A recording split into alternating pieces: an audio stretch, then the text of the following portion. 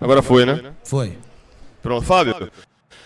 Além da questão do resultado, eu queria que você também, Gustavo falou, de Aventura falou, que você falasse da arbitragem e o Vitória que se complica agora no campeonato. Uma arbitragem desastrosa, o Brasil todo viu, fomos altamente prejudicados aqui. Vamos representar, mas isso não traz os pontos. Acho que em responsabilidade da comissão de arbitragem botar um árbitro neófito que apita sua primeira partida de futebol na Série A no jogo desse aqui, com um jogo de casa cheia, com pressão toda. Ficou claro que ele não tem condição de apitar jogos da Série A do Campeonato Brasileiro, mas infelizmente fizeram uma experiência que acabou prejudicando o Vitória. Então, é muito triste isso para o futebol brasileiro, da forma que a arbitragem está sendo conduzida, da forma que está se colocando, certo? O Vitória vai representar, os pontos não voltarão, mas o Brasil todo, as imagens mostram a expulsão de Raul. É um absurdo. Se for expulsar todo jogador do Brasil, do futebol brasileiro, em função daquele lance, a gente não tem mais jogo, porque acaba o jogo, você vai expulsar 4 ou 5 por partida, certo? E é muito triste, e a gente vai representar, vai para cima, mas os pontos já foram embora. Aí, Fábio Mota, presidente do Vitória. Sobre a Boa noite a todos. Antes da gente ter nossa coletiva com o professor Jair Ventura, nosso executivo de futebol, Gustavo Vieira, vai fazer um pronunciamento diante do jogo de hoje entre Vasco e Vitória pelo Campeonato Brasileiro. Bom, boa tarde a todos. É com certa tristeza que eu me faço presente aqui nessa sala para fazer esse pronunciamento. O Vitória se sentiu e se sente muito prejudicado pela arbitragem. Muito prejudicado. O contexto do jogo, a condução da arbitragem, temos que destacar que há jogos importantes em todo o campeonato. Há jogos importantes no começo do campeonato e há jogos importantes no final do campeonato. Há jogos importantes na parte de cima da tabela e também há jogos que valem muito para muitas equipes na faixa intermediária da tabela. Todos nós temos que ter responsabilidade pelo que se faz no futebol. O futebol é uma condução que ela é coletiva e assim tem que ser conduzido pelas pessoas com muita responsabilidade. Eu tive a informação que hoje, num jogo que vale muito para as duas equipes, o árbitro escalado é um árbitro cuja primeira partida no Campeonato Brasileiro, sendo que é uma partida que vale muito. Eu, na condução do futebol do Vitória, quando quero fazer experimentações, não uso os momentos decisivos, não se usa os momentos decisivos. Assim é para todas as equipes. Assim é para todas as equipes. Ganhar, perder, faz parte do jogo. Vitória já perdeu algumas partidas, ganhou outras tantas.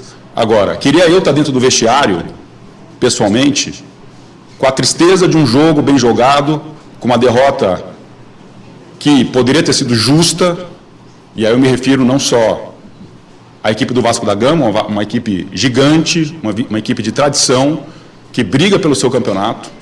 Não me refiro a eles, que faz um bom trabalho, eu me refiro especificamente sobre a arbitragem. É muito ruim para o futebol sentir-se, e esse é o sentimento do Vitória hoje, assim como será de outras equipes em outros momentos, sentir-se prejudicado por um erro ou por uma condução da arbitragem.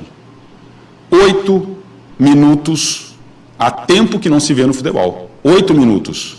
E, obviamente, fica confortável oferecer 8 minutos quando já se tem um time com um jogador a mais. Fica muito confortável. A expulsão, ou o segundo amarelo do nosso capitão, fala por si só. Não vou eu aqui ficar falando ou descrevendo a atitude de um jogador nosso, porque a imagem fala por si só. Basta vê-la. Assim sendo, se contato no peito em que os dois atletas se agarram ou se pegam antes da falta ser batida para buscar conquista de espaço, poxa, se tirar isso do futebol, se isso for cartão amarelo, especialmente sabendo que ocasiona um vermelho, nós vamos ter que repensar muitas regras de futebol. Então, assim, o Vitória se sente prejudicado. O Vitória entende que deva-se ter responsabilidade na condução do futebol e na indicação dos árbitros para suas partidas. Muito obrigado. Fim de pronunciamento, nosso diretor executivo. O jogo especificamente das mudanças que só vieram no segundo tempo. No meu modo de ver, a gente faz um bom primeiro tempo, merece a virada, inclusive.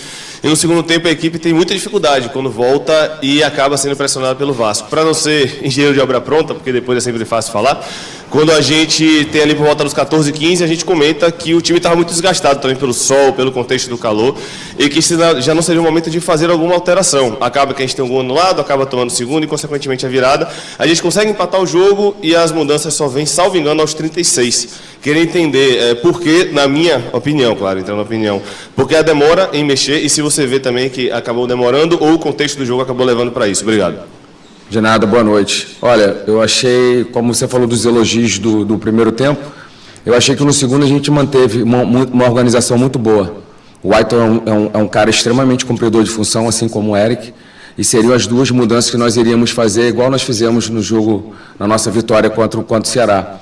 Mas eu ainda não, você falou da sua opinião, e a gente está aqui para isso, né? Cada um dá a sua opinião, mas na minha opinião eu achei que ainda estava encaixado, não achei que eles estavam desgastados apesar do forte calor, mas seria uma mudança, como acho que todas as equipes que jogam com esses caras do lado, dificilmente eles aguentam no vento, e seria uma mudança que a gente já estava programando ali com meus auxiliares.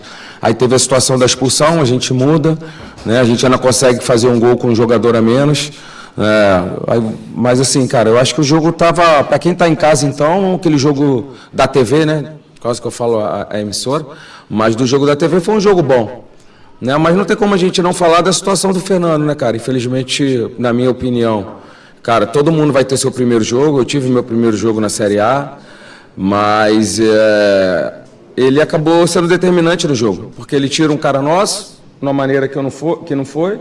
Não sei se o Gustavo falou, ainda teve um pênalti que ele marca, o Bandeira salva ele, que ele foi com uma volúpia para marcar o pênalti, ele já queria dar outro pênalti. Então, assim, é ruim, né, cara, porque a gente preza tanto pela nossa marca do nosso futebol e acontecem essas coisas assim. E, de repente, ele não vai mais apitar o Campeonato Série A, mas a gente perdeu pontos.